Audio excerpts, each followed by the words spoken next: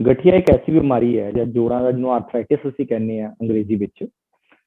ਇਸ ਬਿਮਾਰੀ ਦੇ ਵਿੱਚ ਜੋੜਾਂ ਦਾ ਜਿਹੜਾ ਗੈਪ ਹੈ ਉਹ ਘਟ ਜਾਂਦਾ ਹੈ ਔਰ ਇਸ ਵਿੱਚ ਪ੍ਰਮੁੱਖਤਾ ਜਿਹੜੇ ਜੋੜ ਆਉਂਦੇ ਨੇ ਉਹ ਹੈਗਾ ਗੋਡੇ ਦਾ ਜੋੜ ਜਿਹਨੂੰ ਅਸੀਂ ਨੀ ਜੁਆਇੰਟ ਕਹਿੰਦੇ ਆ, ਚੂਲਾ, ਹਿਪ ਜੁਆਇੰਟ, ਕੋਣੀ, ਐਲਬੋ ਤੇ ਇੱਕ ਸ਼ੋਲਡਰ ਮੋਢਾ। ਇਹਨਾਂ ਸਾਰੇ ਜੋੜਾਂ ਦੇ ਵਿੱਚੋਂ ਜਿਹੜਾ ਗੋਡੇ ਦਾ ਜੋੜ ਹੈ ਨੀ ਜੁਆਇੰਟ ਹੈ ਉਸ ਵਿੱਚ ਆਰਥਰਾਈਟਿਸ ਸਭ ਤੋਂ ਜ਼ਿਆਦਾ ਪਾਈ ਜਾਂਦੀ ਹੈ ਔਰ ਇਹਦੀ ਮਾਤਰਾ ਇਹਦੀ ਪੋਪੂਲੇਸ਼ਨ ਦੇ ਵਿੱਚ ਜੇ ਅਸੀਂ ਦੇਖੀਏ ਤਾਂ ਸਾਡੀ 'ਚ 30 ਤੋਂ 40% ਲੋਕਾਂ ਨੂੰ 60 ਸਾਲ ਤੋਂ ਬਾਅਦ ਦੀ ਉਮਰ 'ਚ ਗੋਡਿਆਂ ਦੀ ਆਰਥਰਾਈਟਿਸ ਪਾਈ ਜਾਂਦੀ ਹੈ।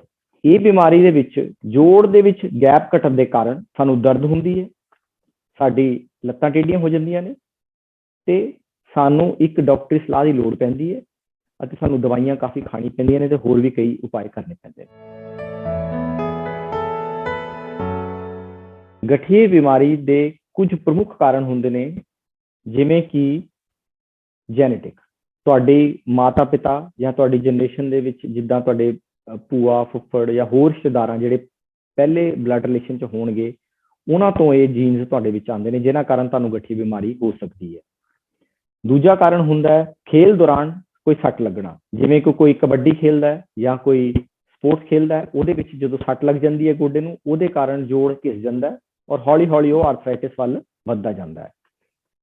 ਤੀਸਰਾ ਕਾਰਨ ਪ੍ਰਮੁੱਖ ਮੰਨਿਆ ਜਾਂਦਾ ਹੈ ਐਕਸੀਡੈਂਟਸ। ਘਰ ਦੇ ਵਿੱਚ ਗਿਰ ਜਾਣਾ ਚੱਲਦੇ ਹੋਏ, ਕੋਈ ਰੋਡ ਤੇ ਟ੍ਰੈਫਿਕ ਦਾ ਐਕਸੀਡੈਂਟ ਹੋ ਜਾਣਾ ਜਾਂ ਕਿਸੇ ਵੀ ਤਰੀਕੇ ਨਾਲ ਕਿਸੇ ਦੁਆਰਾ ਤੁਹਾਨੂੰ ਹਿੱਟ ਕਰ ਦਿੱਤਾ ਜਾਣਾ। ਇਹਨਾਂ ਚੀਜ਼ਾਂ ਦੇ ਵਿੱਚ ਜਿਹਨੂੰ ਅਸੀਂ ਕਹਿੰਦੇ ਹਾਂ ਵੀ ਐਕਸੀਡੈਂਟ ਦੌਰਾਨ ਤੁਹਾਡਾ ਗੋਡਾ ਆਹਿਸਤਾ ਆਹਿਸਤਾ ਘਿਸਦਾ ਜਾਂਦਾ ਹੈ।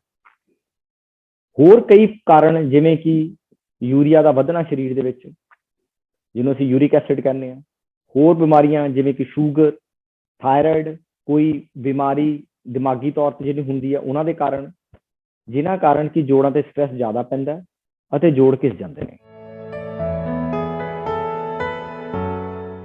ਗਠੀਆ ਪ੍ਰਮੁੱਖ ਤਰ੍ਹਾਂ ਇੱਕ ਹੁੰਦਾ ਆਸਟੀਓ ਆਰਥਰਾਈਟਿਸ ਜਿਹਨੂੰ ਅਸੀਂ ਕਹਿੰਦੇ ਹਾਂ ਕਿ ਨਾਰਮਲ ਗਠੀਆ ਜਿਹੜਾ ਕਿ ਸਭ ਤੋਂ ਸਾਡੀ ਆਮ ਬੋਲਚਾਲ ਭਾਸ਼ਾ 'ਚ ਵਰਤਿਆ ਜਾਂਦਾ। ਦੂਜਾ ਗਠੀਆ ਹੁੰਦਾ ਰੂਮੋਟਾਇਡ ਆਰਥਰਾਈਟਿਸ ਜਿਹੜਾ ਕਿ ਘੱਟ ਲੋਕਾਂ 'ਚ ਪਾਇਆ ਜਾਂਦਾ, 10 ਤੋਂ 20% ਲੋਕਾਂ ਦੇ ਵਿੱਚ ਪਾਇਆ ਜਾਂਦਾ ਹੈ। ਜਿਹੜਾ ਦੂਸਰੇ ਟਾਈਪ ਦਾ ਗਠੀਆ ਆਸਟੀਓ ਆਰਥਰਾਈਟਿਸ ਜਿਹਦੇ ਬਾਰੇ ਅਸੀਂ ਪਹਿਲਾਂ ਵੀ ਤੁਹਾਨੂੰ ਮੈਂ ਦੱਸਿਆ ਪਿਛਲੇ ਵਿੱਚ ਵੀ ਥੋੜੀ ਦੇਰ ਪਹਿਲਾਂ।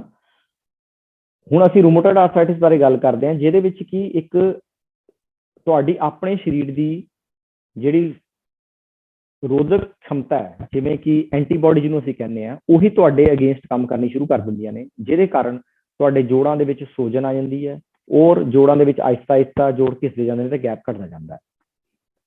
ਤੀਸਰਾ ਆਉਂਦਾ ਹੈ ਗਾਊਟ ਜਾਂ ਜਿਹਨੂੰ ਯੂਰਿਕ ਐਸਿਡ ਜਾਂ ਯੂਰੀਆ ਵਾਲਾ ਅਸੀਂ ਕਹਿੰਦੇ ਗਠੀਆ।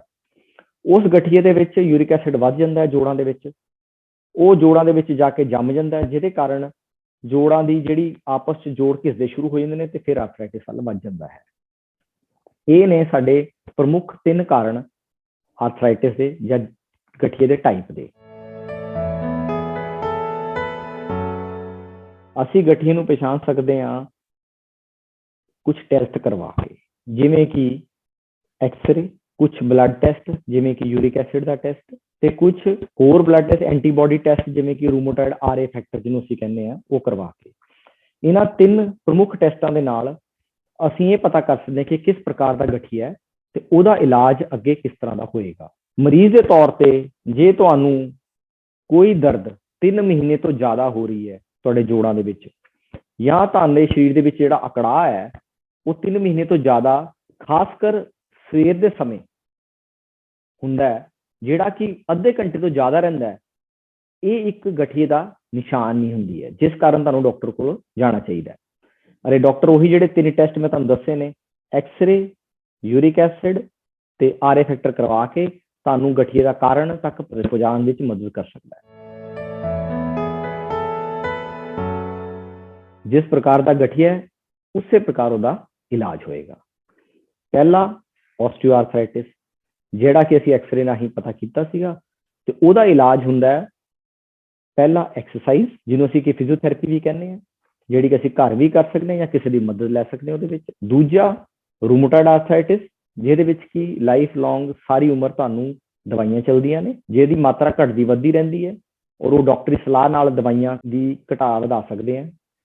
ਤੀਸਰਾ ਯੂਰਿਕ ਐਸਿਡ ਦਾ ਗਠੀਆ ਜਿਹੜਾ ਕਿ ਅਸੀਂ ਦਵਾਈਆਂ ਰਾਹੀਂ ਅਤੇ ਕੁਝ ਪਰਹੇਜ਼ ਰਾਹੀਂ ਉਹਨਾਂ ਨੂੰ ਅਸੀਂ ਕੰਟਰੋਲ ਕਰ ਸਕਦੇ ਹਾਂ। ਇਹਨਾਂ ਸਾਰੇ ਗਠੀਆਂ ਨੂੰ ਜਦੋਂ ਅਸੀਂ ਜੋੜ ਲੈਂਦੇ ਹਾਂ, ਬਹੁਤ ਐਡਵਾਂਸ ਪਹੁੰਚ ਜਾਂਦਾ ਹੈ, ਤੇ ਉਸ ਕੰਡੀਸ਼ਨ ਦੇ ਵਿੱਚ ਜਿਹੜੀ ਚੀਜ਼ ਪਹੁੰਚ ਜਾਂਦੀ ਹੈ, ਅਸੀਂ ਰਿਪਲੇਸਮੈਂਟ ਜਾਂ ਜੋੜ ਬਦਲਣ ਦੀ ਪ੍ਰਕਿਰਿਆ ਵਿੱਚ ਜਾਂਦੇ ਹਾਂ।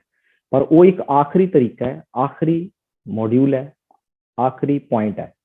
ਉਸ ਤੋਂ ਪਹਿਲਾਂ ਅਸੀਂ ਵੱਖ-ਵੱਖ ਤਰੀਕੇ ਨਾਲ ਉਸ ਨੂੰ ਟ੍ਰੀਟ ਕਰਨ ਦੀ ਕੋਸ਼ਿਸ਼ ਕਰਦੇ ਹਾਂ ਅਤੇ ਉਸ ਪੁਆਇੰਟ ਤੱਕ ਪਹੁੰਚਾਉਂਦੇ ਹਾਂ।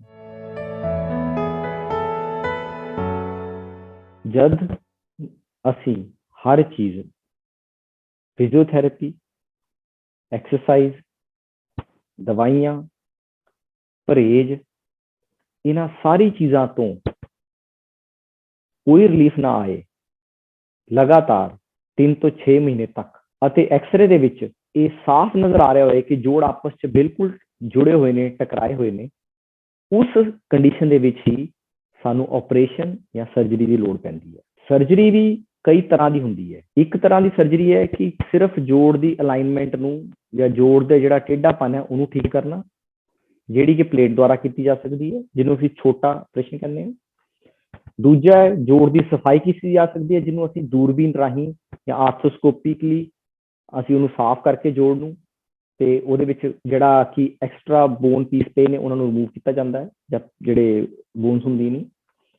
ਤੀਸਰਾ ਲਾਸਟ ਆਪਸ਼ਨ ਵਧੀਆ ਜੁਆਇੰਟ ਰਿਪਲੇਸਮੈਂਟ, ਜਿਹਦੇ ਵਿੱਚ ਅਸੀਂ ਪੁਰਾਣੇ ਹਿੱਸੇ ਨੂੰ ਕੱਟ ਕੇ, ਜਿਹੜਾ ਕਿ ਡੈਮੇਜ ਪਾਰਟ ਹੁੰਦਾ ਹੈ, ਖਰਾਬ ਪਾਰਟ ਹੁੰਦਾ ਹੈ ਜੋੜ ਦਾ, ਉਹਦੀ ਥਾਂ ਇੱਕ ਨਵਾਂ ਜੋੜ, ਇੱਕ ਆਰਟੀਫੀਸ਼ੀਅਲ ਜੋੜ ਪਾ ਦਿੱਤਾ ਜਾਂਦਾ ਹੈ, ਜਿਹਦਾ ਕਿ ਕੁਝ ਮਿਆਦ ਵਾਸਤੇ ਕੰਮ ਕਰਦਾ ਹੈ। ਗਠੀਆ ਨੂੰ ਰੋਕਣ ਦੇ ਕੁਝ ਤਰੀਕੇ ਨੇ, ਜਿਵੇਂ ਕਿ ਅਸੀਂ ਕੋਈ ਵੀ ਐਸੀ ਐਕਟੀਵਿਟੀ ਜਾਂ ਕੋਈ ਵੀ ਐਸਾ ਚੀਜ਼ ਨਾ ਕਰੀਏ ਜਿਹਦੇ ਕਾਰਨ ਸਾਡੇ ਜੋੜਾਂ ਤੇ ਜਾਂ ਕੋਈ ਅਚਾਨਕ ਤੋਂ ਐਸਾ ਸਟ੍ਰੈਸ ਜਾਂ ਐਸੀ ਸੱਟ ਲੱਗ ਜਾਏ ਜਿਹਦੇ ਕਾਰਨ ਸਾਡਾ ਜੋੜ ਘਿਸਣਾ ਸਟਾਰਟ ਹੋ ਜਾਏ। ਉਹਦੇ ਵਿੱਚ ਕੋਈ ਵੀ ਤੁਸੀਂ ਲਗਾਤਾਰ, ਜਿਵੇਂ ਕਿ ਇੱਕ ਦੌੜਨਾ, ਜਿਹੜੇ ਦੌੜਦੇ ਲੋਕ ਨੇ ਉਹਨਾਂ ਨੂੰ ਅਵੋਇਡ ਕਰਨਾ ਚਾਹੀਦਾ ਹੈ ਕਿ ਉਹ ਸੜਕ ਦੀ ਥਾਂ ਕੱਚੇ ਥਾਂ ਤੇ ਦੌੜਨ।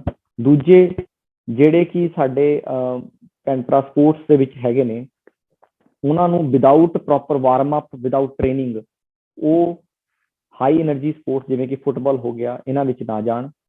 ਉਹ ਪੂਰਾ ਪ੍ਰੋਪਰ ਵਾਰਮ ਅਪ ਕਰਕੇ ਪ੍ਰੋਪਰ ਉਸ ਤਰੀਕੇ ਨਾਲ ਜਾਣ।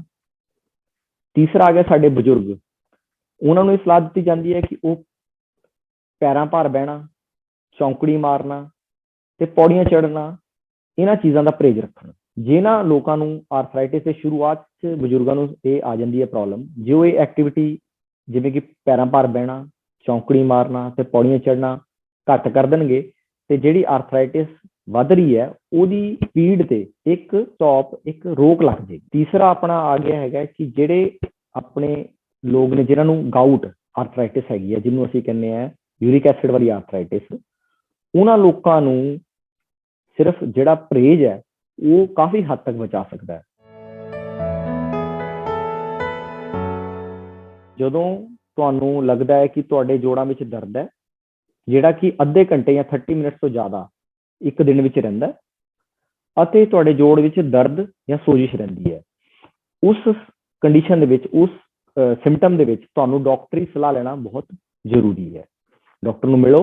ਪੇਨ ਕਿਲਰ ਜਾਂ ਕੋਈ ਵੀ ਹੋਰ ਦਵਾਈ ਦਾ ਇਸਤੇਮਾਲ ਕਰਨ ਤੋਂ ਪਹਿਲਾਂ ਡਾਕਟਰ ਦੀ ਸਲਾਹ ਲੈਣਾ ਤੁਹਾਡੇ ਵਾਸਤੇ ਬਹੁਤ ਹੀ ਜ਼ਰੂਰੀ ਹੈ। ਦੂਸਰੀ, ਤੁਸੀਂ ਕੋਈ ਵੀ ਐਸੀ ਐਕਟੀਵਿਟੀ ਜਾਂ ਐਸਾ ਸਪੋਰਟਸ ਜਾਂ ਕੋਈ ਇੰਜਰੀ ਪ੍ਰੀਵੈਂਸ਼ਨ ਦੇ ਮੈਥਡ ਜਿਹੜੇ ਸਾਨੂੰ ਕਰਨੇ ਚਾਹੀਦੇ ਨੇ, ਜਿਵੇਂ ਕਿ ਧਿਆਨ ਰੱਖੋ ਕੋਈ ਐਸੀ ਸਪੋਰਟਸ ਜਾਂ ਕੋਈ ਐਸੀ ਨਾ ਕਰੋ ਜਿਹੜੀ ਕਿ ਤੁਸੀਂ ਰੋਜ਼ਾਨਾ ਨਹੀਂ ਕਰਦੇ ਹੋ, ਜਿਹਦੇ ਕਾਰਨ ਇੰਜਰੀ ਦੇ ਚਾਂਸ, ਗੋਡੇ ਨੂੰ ਸੱਟ ਲੱਗਣ ਦੇ ਚਾਂਸ ਜ਼ਿਆਦਾ ਨੇ, ਅਤੇ ਉਹਦੇ ਵਿੱਚ ਅਸੀਂ ਆਰਥਰਾਈਟਿਸ ਦੇ ਚਾਂਸ ਵੀ ਫਿਰ ਵੱਧ ਜਾਂਦੇ ਨੇ। ਦੂਸਰਾ ਅਸੀਂ ਆਨੇ ਰੂਮੇਟੋਇਡ ਆਰਥਰਾਈਟਿਸ ਵਿੱਚ, ਜਿਹਦੇ ਵਿੱਚ ਕਿ ਮਰੀਜ਼ ਵਾਸਤੇ ਦਵਾਈ ਲਾਈਫ ਲੌਂਗ ਸਾਰੀ ਉਮਰ ਲੈਣਾ ਕਾਫੀ ਜ਼ਰੂਰੀ ਹੋ ਜਾਂਦਾ ਹੈ। ਕਈ ਵਾਰ ਉਹ ਪੂਰੀ ਉਮਰ ਚੱਲਦੀ ਹੈ।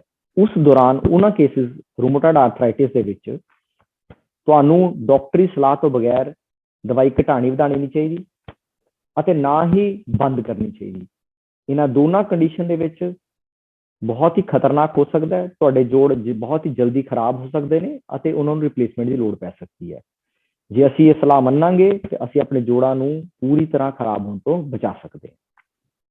ਤੀਸਰਾ ਆ ਗਿਆ ਸਾਡਾ ਕਾਮਨ ਜਿਹੜਾ ਆਰਥਰਾਈਟਿਸ ਹੁੰਦੀ ਹੈ, ਗਾਊਟ, ਜਿਹਨੂੰ ਅਸੀਂ ਕਹਿੰਦੇ ਹਾਂ ਵੀ ਯੂਰੀਆ ਜ਼ਿਆਦਾ ਵੱਧ ਗਿਆ, ਯੂਰਿਕ ਐਸਿਡ ਜ਼ਿਆਦਾ ਵੱਧ ਗਿਆ। ਉਸ ਕੰਡੀਸ਼ਨ ਦੇ ਵਿੱਚ ਤੁਹਾਨੂੰ ਘੱਟੋ ਘੱਟ ਪਰਹੇਜ਼ ਰੱਖਣਾ ਚਾਹੀਦਾ ਹੈਗਾ ਪਨੀਰ ਦਾ, ਦਾਲਾਂ ਦਾ, ਮਾਸ ਮੱਛੀ ਦਾ ਅਤੇ ਐਲਕੋਹਲ ਜਾਂ ਦਾਰੂ ਦਾ। ਇਹਨਾਂ ਚੀਜ਼ਾਂ ਜੇ ਤੁਸੀਂ ਪਰਹੇਜ਼ ਰੱਖੋਗੇ ਤਾਂ ਤੁਸੀਂ ਆਪਣੀ ਪ੍ਰੋਬਲਮ ਨੂੰ ਕਾਫੀ ਹੱਦ ਤੱਕ ਘਟਾ ਸਕਦੇ ਹੋ, ਆਪਣੇ ਜੋੜ ਨੂੰ ਬਚਾ ਸਕਦੇ ਹੋ ਅਤੇ ਬਗੈਰ ਦਵਾਈਆਂ ਤੋਂ ਵੀ ਕਾਫੀ ਹੱਦ ਤੱਕ ਠੀਕ ਹੋ ਸਕਦੇ ਹੋ।